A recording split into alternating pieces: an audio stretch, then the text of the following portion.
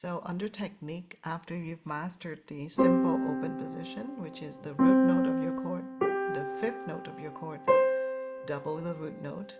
Anytime you double the bottom and the top, the same, it's called the open position in my mind. Some other books call it some other terms. There's no history in the classical tradition to really call them anything, but we do name them, that the root note is here and you double that root note, and in between you choose one out of these two keys, you choose the fifth note of your chord. So this is open position, but in the root position, because your first note is your root note, C chord, so it's C.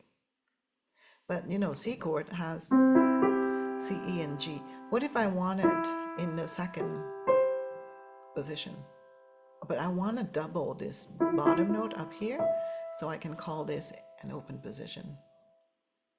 Well, normally in most books they would call this first inversion, yes. But if you want to double it, you have to switch your fingers around for the left hand so that you can have E and E, bottom and top. And then if this is a technique you want to practice, then go ahead and watch that video about chords to the octave and inversions. But in this case, we're talking about, well, there are too many notes, let's simplify this. The easier finger to take out is the 4. So I would play only E, C, and E. So I'm basically playing the third of your chord, right? The E is third of your chord. Then I'm playing the root note of your chord, C, and then I double the third on top. This is also open position because pinky and thumb are playing the same thing. I'm just in first inversion. I'm missing a G, yeah.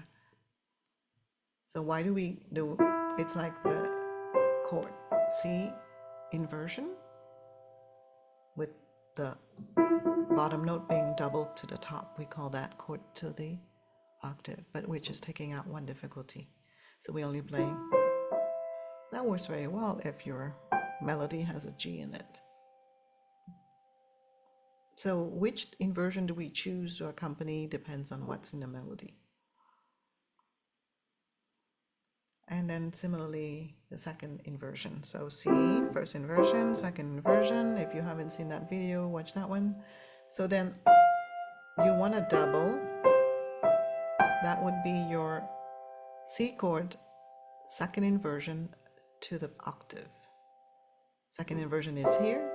To the octave means I want to double that. An octave away, that means the same key. G, C, E, G. And then I'm accompanying and I want to simplify that, so I'm taking out that one. So I can play either this one, which is what I just played, G, E, G. I'm playing the fifth note of the chord, the third note of the chord, and the fifth note of the chord. Or I can decide from this second inversion, chord to the octave of C, I decide to take that out instead, and I play G, C, G, which is this one.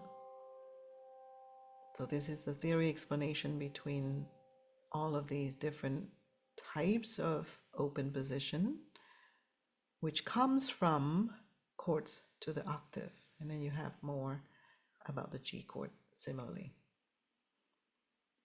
And it has the name of the particular note inside your chord. But you would have seen the video about any triad chord with 3 notes is made up of a root note, the third note, and a fifth note.